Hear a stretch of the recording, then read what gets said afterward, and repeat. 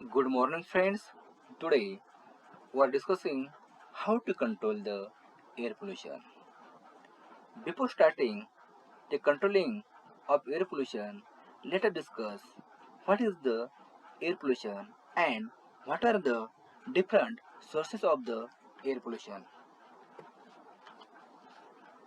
Air pollution is the excessive concentration of foreign matter in the air, which adversely affects the well-being of the individuals or causing the damage of the properties is called as the air pollution.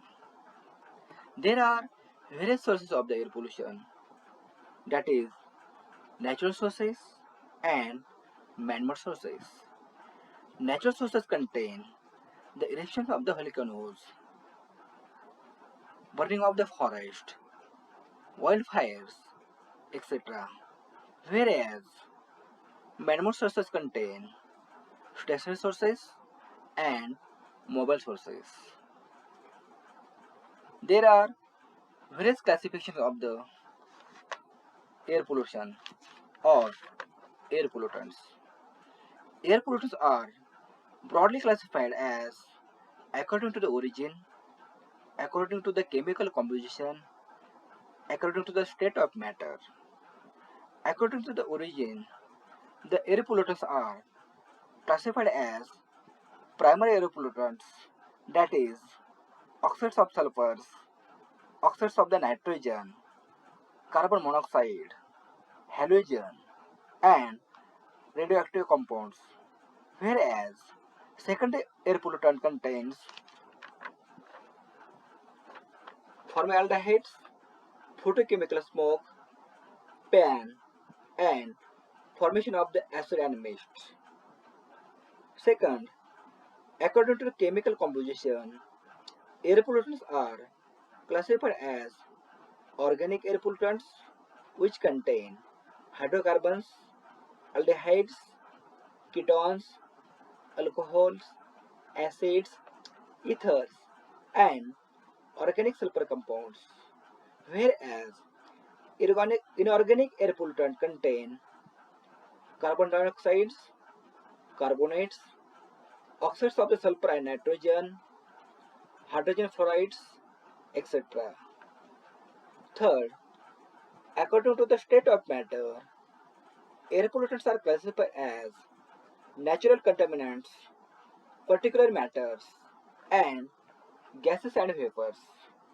In natural contaminants, the air contaminants, which are produced from natural sources, are called as natural contaminants. During the growing season, the pollens will be emitted. Second is the particulate matters. These may be in the form of liquid and solids. Third is the gaseous vapors, which contain carbon monoxide, oxides of the sulfur, oxides of the nitrogen, hydrocarbons, photochemical oxidants, chlorine, hydrogen sulfide, hydrogen fluorides, and radioactive gases. Now, what is the objective of the controlling equipments? Number one, prevention of the nuisance, prevention of the physical damage of the property, elimination of the health hazards to plant personnel, recovery of the valuable waste products, minimization of the economic losses, improvement of product quality. These are objective of controlling equipments.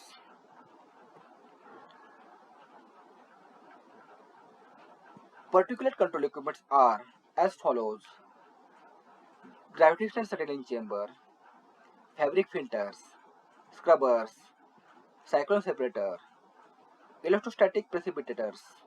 These are the particulate controlling equipments which cause which may be controlling the particulates. Number one, gravitational settling chamber. This is the very simple instrument for controlling particulate matters. It is working on the principle is that gravitational force may be employed to remove particulates in settling chamber when the settling velocity is greater than about 0.12 meter per second. The application of the Stokes law and similar equations to be settling operations involving particles in air streams is as for the particles in the water streams. Gravity settling chambers are provided where in large area to minimize horizontal velocities and allow time to vertical velocity to carry the particle to the floor. It is used to remove particles with size greater than 50 micron. Velocity of fluid gas reduced in large chamber. Particles settle under gravitational force. This is the formula for settling velocity of particulates. V is equal to h into V divided by L, where L is the length of the chamber, V is the horizontal velocity of carrier gas, V is the settling velocity of particulates, and h is the height through which particulates travel before settling down. By using Stokes law, V is equal to G into rho p minus rho d square divided by 18 mu, where d equal to diameter of the particle, G is equal to acceleration due to gravity, rho p equal to density of the particle, rho equal to density of gas, and mu equal to viscosity of the gas. From equating equation 1 and 2, that is Vs and Vs d equal to 18V h into mu divided by L into G in bracket rho p minus rho raised to half, where d is minimum size of particle that can be removed in a settling chamber. Advantages of the chamber is low initial cost, easy to design, low pressure drop, low maintenance cost, dry and continuous disposal of solid particulates. Disadvantages of chamber is requires large space, less collection efficiency, only large size particle can be collected. It can collect only the particle size is more than 50 micron. Application. Industrial application is limited.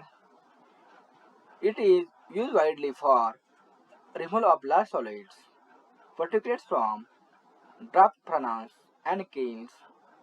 Sometimes it is used in process of industry,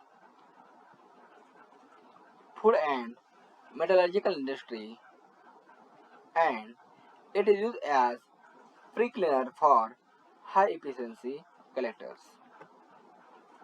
Second is the cyclone separator.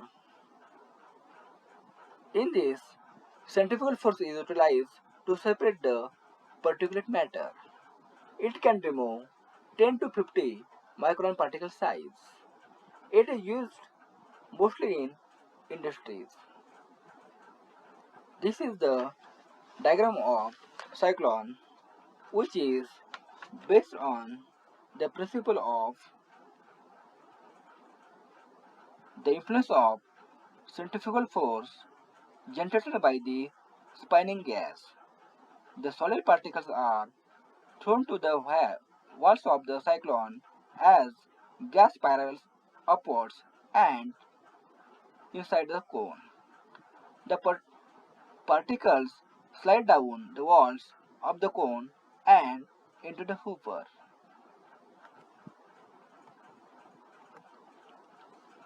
This is the formula for calculation of the diameter of the smallest size particle that can be removed.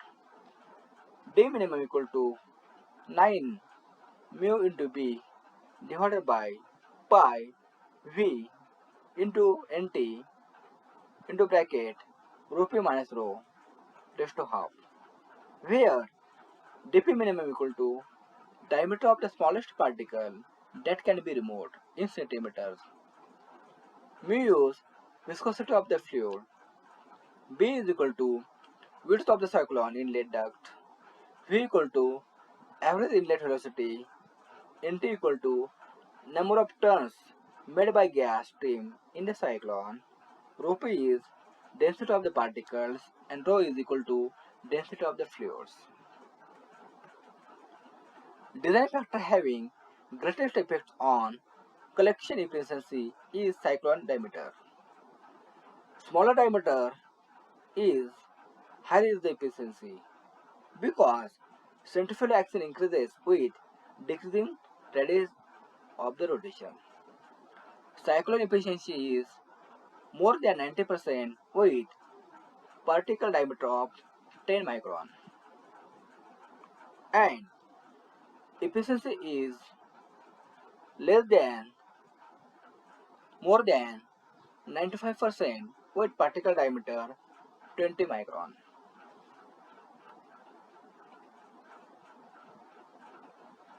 There are some operation problems while running the cyclone. These are erosion, corrosion, and material build-up. Advantages of the cyclone: it is having low initial cost.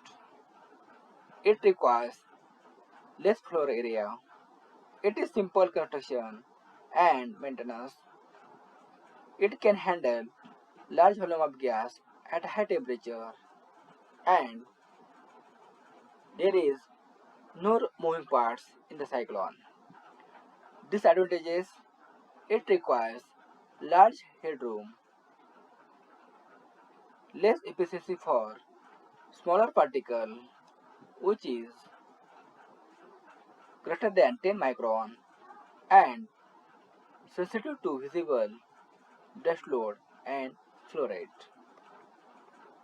Applications: it control gas-borne particulates from industries like cement, feed and grain processing, food and beverage processing, minerals processing, paper and text industries, and woodworking industries. It is used in recovery of catalyst ducts in petroleum and fly ash emission industries.